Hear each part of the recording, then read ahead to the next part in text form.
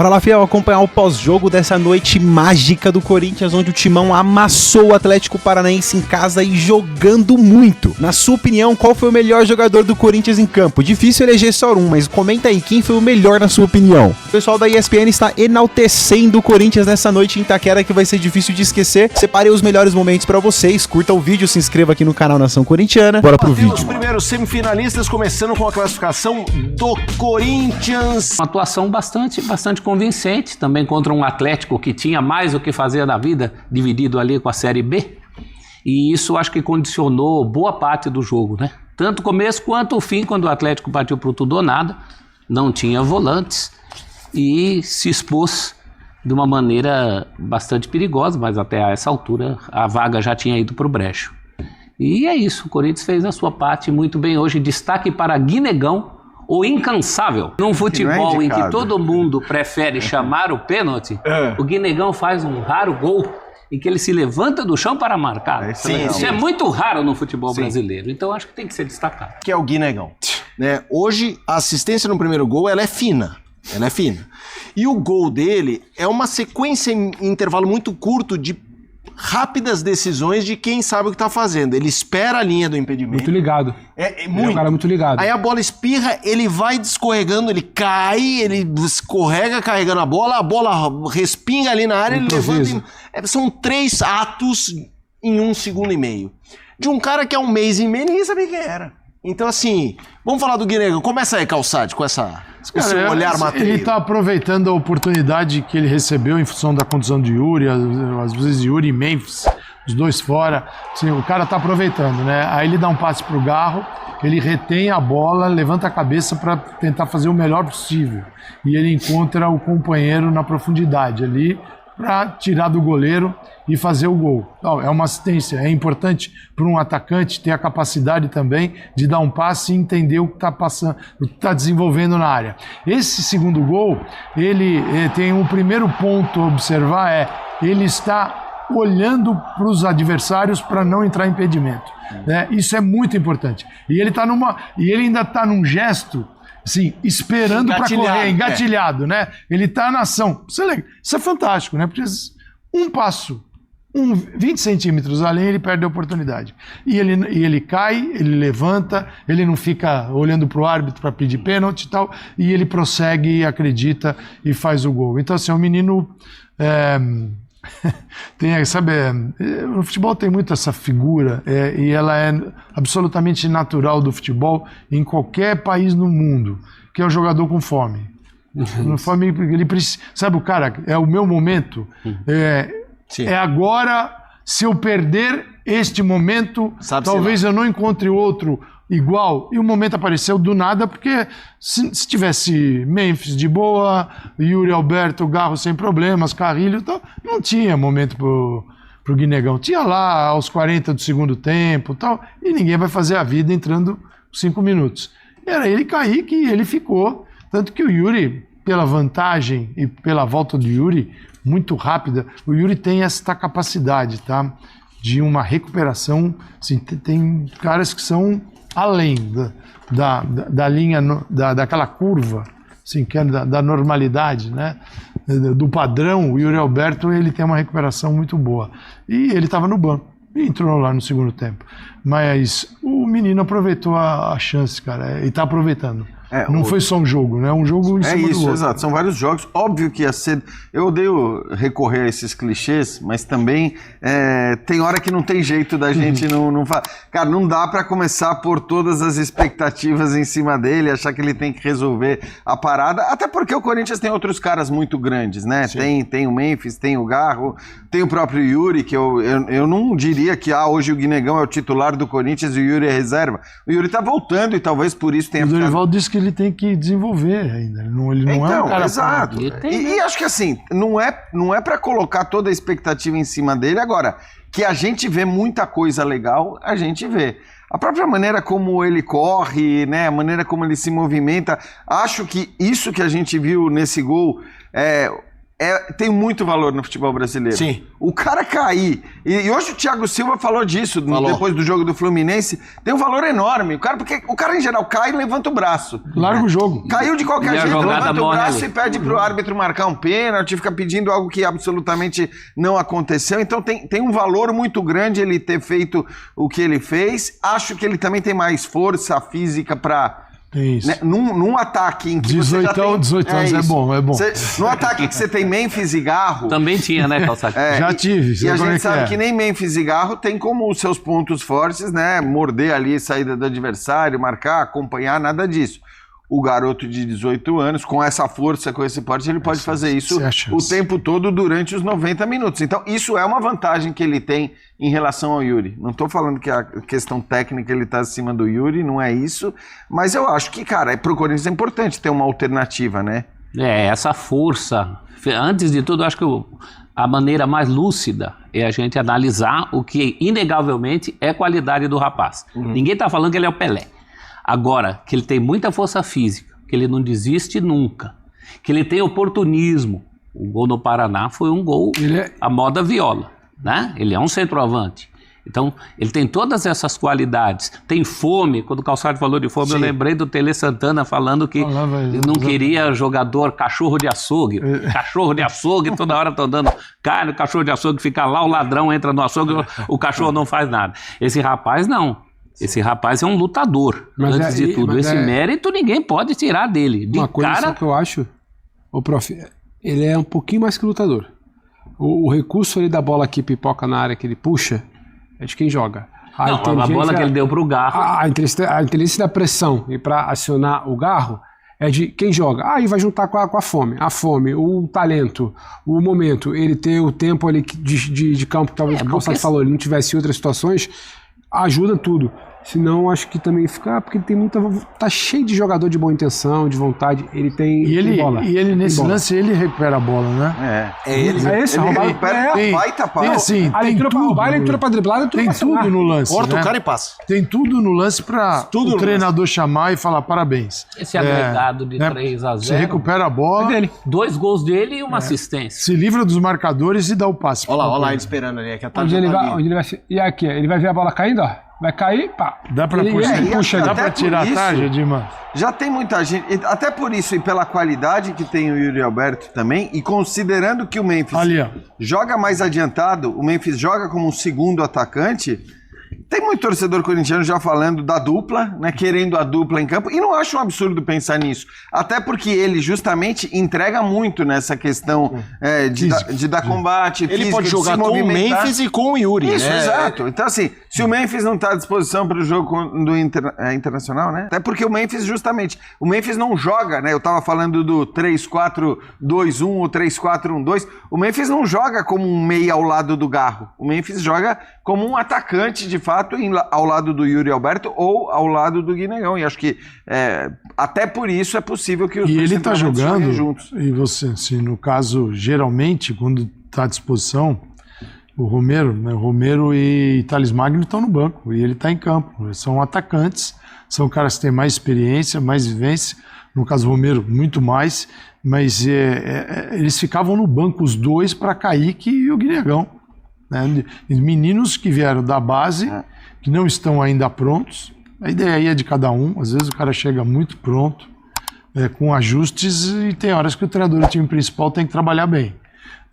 Acho que também, cara, tem um ponto, assim, pode te dar uma certa ansiedade, preocupação de jogar ao lado de caras que são enormes. Você é companheiro do Memphis, você é companheiro do Yuri Alberto e do Garro. E, eventualmente, quando o Carrilho está à disposição, do Carrilho também. Eu estou falando desse quarteto. São caras de um nível técnico diferente. E você tem que se comportar perto deles. Você não pode destoar tanto, porque você...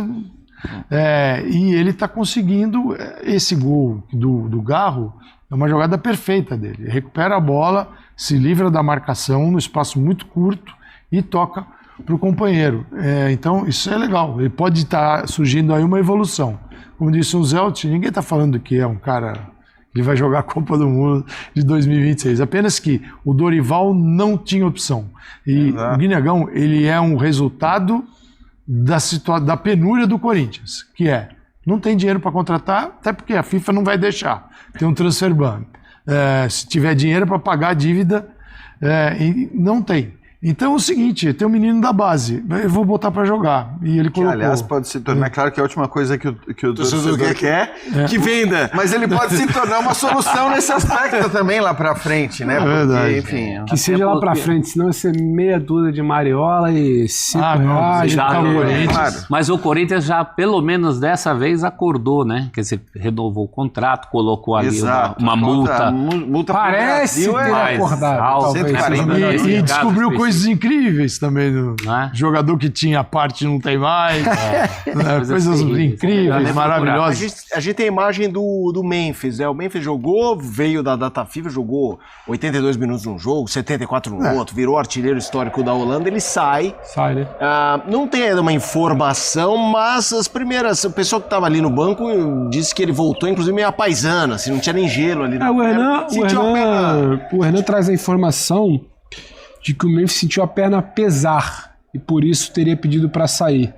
E com receio de ser alguma coisa mais séria, ele saiu antes mesmo de acabar o primeiro tempo. Foi que o André Hernan, né, nosso André Hernan, conseguiu conversar ali com a comissão lá no campo de Itaquera. Então sentiu a perna pesar, segurou para evitar algo pior no caso. Porque o cara vem de 2 jogos, né, os outros?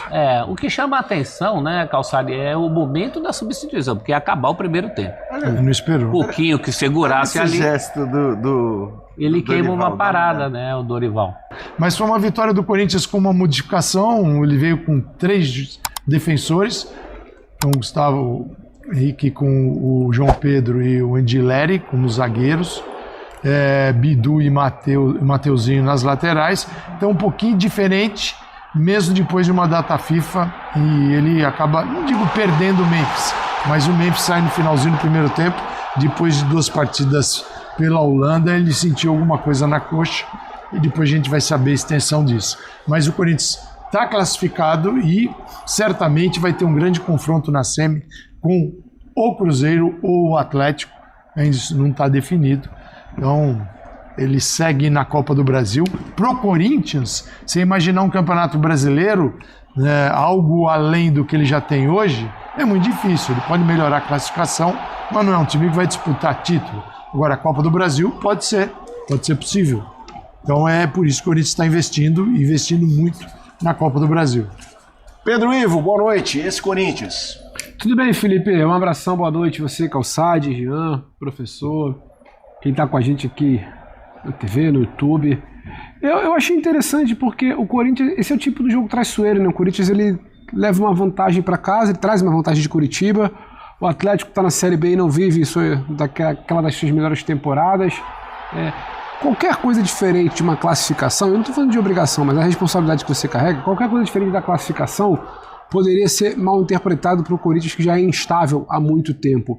E aí você tem uma classificação, você tem um bom resultado, você tem um Guinegão, você tem, para mim, por exemplo, o Bidon, você tem muita coisa interessante a se observar de um Corinthians que poderia ver algo ali que fugisse do script pela pressão, porque o mata-mata permite isso. O mata-mata não é lógico, né? Não é que tinha um time da Série A contra o time da Série B, o time da Série A tem vantagem de estar em casa e vai se classificar. Então, o Corinthians, ele cumpre bem seu papel, ele assume o comando do jogo no início, é ele que edita as cartas do jogo no início, o Atlético vai para se defender, para tentar esticar uma bola ou outra, até tem o gol anulado, porque o Corinthians tem o controle, mas não vai muito além disso. Então, o Atlético começa a se soltar, aí tem o gol anulado. O gol anulado deixa o jogo até um pouquinho mais animado. O Atlético começa a tentar jogar. Aí abre espaço do Corinthians. Tenta uma vez ali, aí tem a roubada do Guinegão. Então começa a colher esses frutos, essas boas notícias aí a partir da roubada do Guinegão no primeiro tempo. Então é muito interessante. E visto tudo que o Corinthians faz nos últimos tempos, você virar e falar que tem uma semifinal de Copa do Brasil mais uma vez nessa temporada, eu acho que é para se comemorar. E tudo que se tem de problema de lesão, de elenco e tudo mais, surge um Guinegão, é para se comemorar também. Bidon, bem, a lamentar ali o Memphis, é claro. Então, é uma noite satisfatória para o Corinthians. E eu acho que você tinha que tomar alguns cuidados ali, porque o mata-mata às vezes te derruba, não. Achei o Corinthians até tranquilo. Teve gol anulado, o Atlético tentou, mas não via o Atlético, que em algum momento a gente já parou para falar que era copeiro, que estava se acostumando à competição, que jogava em Curitiba. Não é esse Atlético desse ano. O Corinthians também não tem nada a ver com isso. Foi lá, venceu. Hoje vence novamente. Então é interessantíssimo e acho que a gente vai ter que se debruçar muito sobre esse menino, sobre o Guinegão. A gente vai falar dele já já. Jean, pra você, eu quero saber do jogo, mas como depois a gente vai começar a trocar todo mundo aqui, tabelar sobre o Corinthians, sobre a classificação, teve um momento já com o Dorival que o Corinthians teve uma sequência de jogos muito ruim. E se a minha memória não me trai, o primeiro jogo com o Palmeiras da Copa do Brasil, na coletiva pré-jogo, o Dorival cita, olha, vai ser a primeira vez desde que eu tô aqui que eu vou ter Yuri, Garro e Memphis. Sim. Ele jogava mal sem o trio. E depois eles até voltaram a ficar afastados. Carrijo também, porque pra mim era um quarteto, né? Isso. Como força. Hoje, embora o jogo tivesse com essa cara de banho-maria, pelo Atlético Paranaense colocar um time misto e tal, esse Corinthians está jogando mais, pegando essa amostragem nas últimas 2-3 semanas para imaginar ele como um candidato absolutamente forte nessa Copa do Brasil? Então, Felipe, bom, boa noite a todos. Cara, eu acho o Corinthians bastante candidato ao título da Copa do Brasil. Não vejo um favorito tão escancarado, né? O normal, assim, agora vamos ver quem passa de Vasco e Botafogo. Claro que hoje o Botafogo é um time mais forte, mas se a gente tiver, seja Vasco e Fluminense ou Botafogo e Fluminense e uma outra semifinal entre Corinthians e Cruzeiro ou Atlético, sinceramente, eu não acho que tem um bicho-papão aí e que o Corinthians com o seu time principal não possa brigar pelo título e ser um candidato forte ao título, né? Que acho que se a gente tivesse o Flamengo, por exemplo, acho que todo mundo cravaria o Flamengo como um favorito à conquista. Esse favorito, claro, não existe. Isso quer dizer que o Corinthians está jogando bem, que está fazendo grandes partidas? Eu acho que não, sinceramente. Não vejo essa evolução toda, esse Corinthians jogando em alto nível, o Corinthians que consegue feitos importantes, inclusive eliminando o próprio Palmeiras da Copa do Brasil, mas eu não acho que se a gente pegar as atuações, são atuações exuberantes, são atuações no mais alto nível. O Corinthians, com os seus principais jogadores, é um time titular muito forte.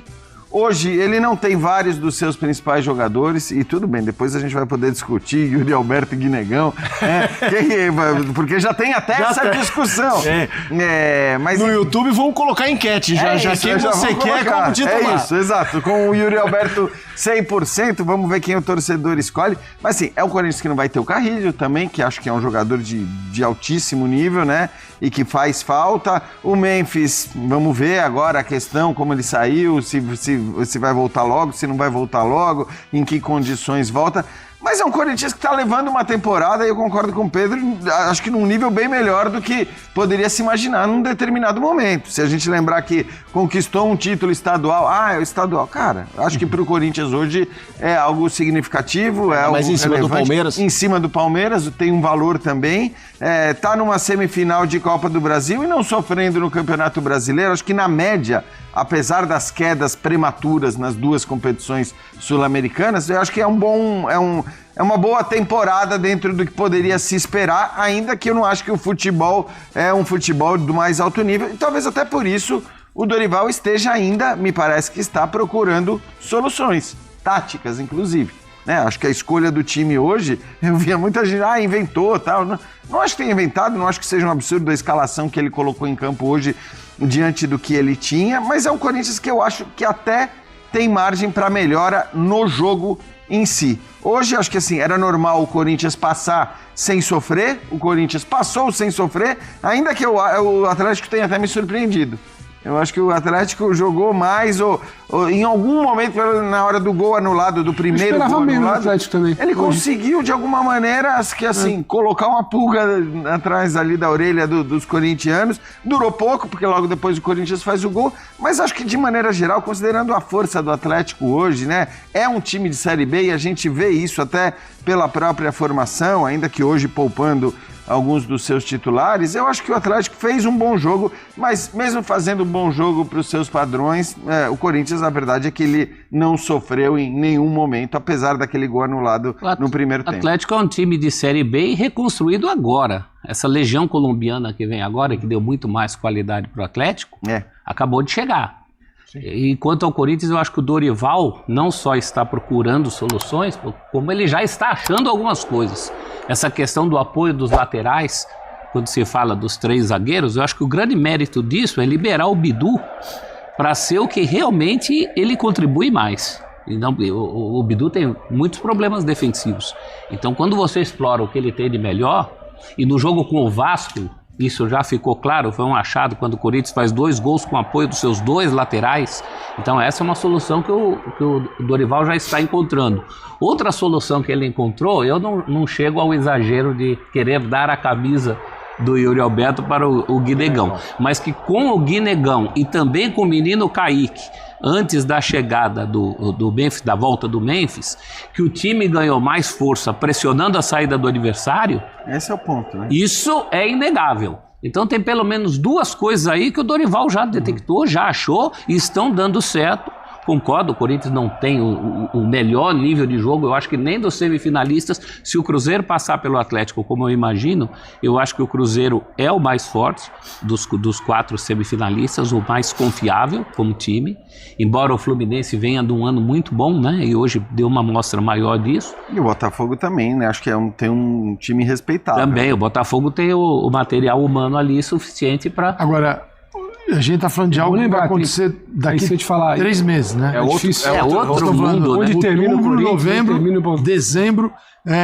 Vamos ver porque pro Corinthians agora, ele joga no final de semana, dia 13, depois dia 21, depois dia 28. Porque são 2 semanas de Libertadores da América. Quem não tá jogando Libertadores, tá tranquilo. Então ele pode recuperar jogador, ele pode ter uma série de aspectos aí que são favoráveis. E a Copa do Brasil vai virar algo especial pós-Brasileirão. Sim. Na mexida que deu a CBF no calendário para tentar... uns vão achar que foi legal, outros que não. Assim, o calendário é um problema. E um clube brasileiro ganhando a Libertadores da América e jogando o Brasileirão até dia 21 de dezembro, daria adeus para o Mundial. Então eles tinham que dar um jeito. Né? E conseguiram dar um jeito. Mas em relação ao Atlético, eu acho que o Atlético fez um jogo pensando onde ele joga, que é a Série B. Ele tem é importante olhar o Atlético como uma equipe com um movimento de ascensão. Ele está 5 pontos da 4ª vaga. Sim, hoje. deu 3 seguidas. De 36 para 41 pontos. Então, são 5 pontos.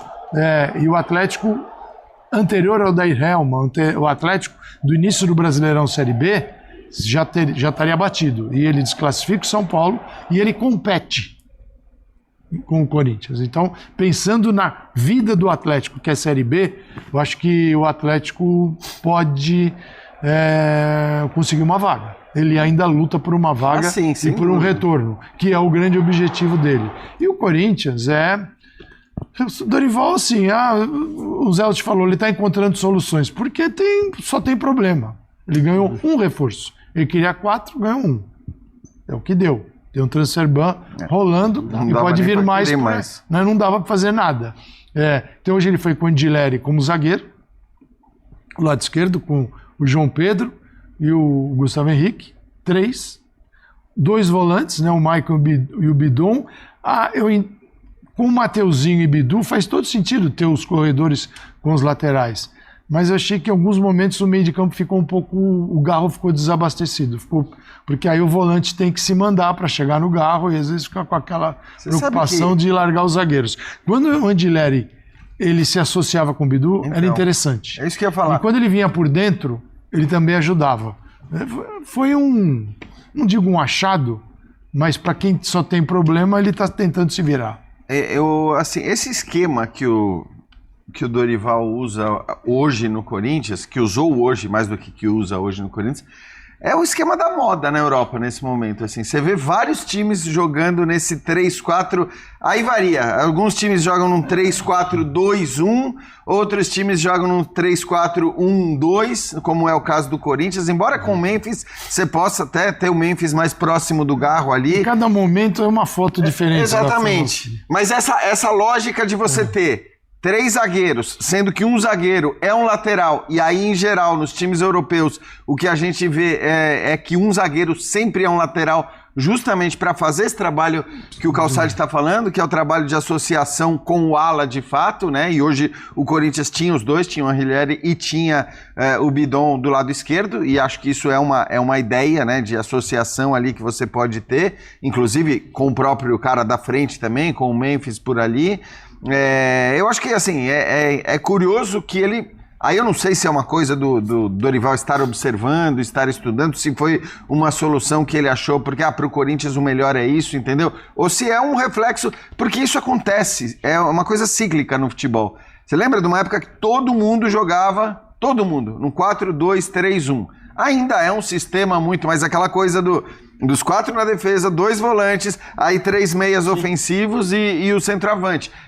Ainda é um sistema muito comum, mas hoje esse sistema com 3 zagueiros, sendo que um dos zagueiros é um lateral para se associar com o ala, 2 volantes ali em geral que jogam e 3 caras mais ofensivos, é algo muito comum. Então, nesse sentido, acho que é interessante, né? Até que o Dorival acho que tá antenado com o que está se passando lá que fora. no caso dele também é uma necessidade, porque no elenco inteiro ele não tem jogador de lado.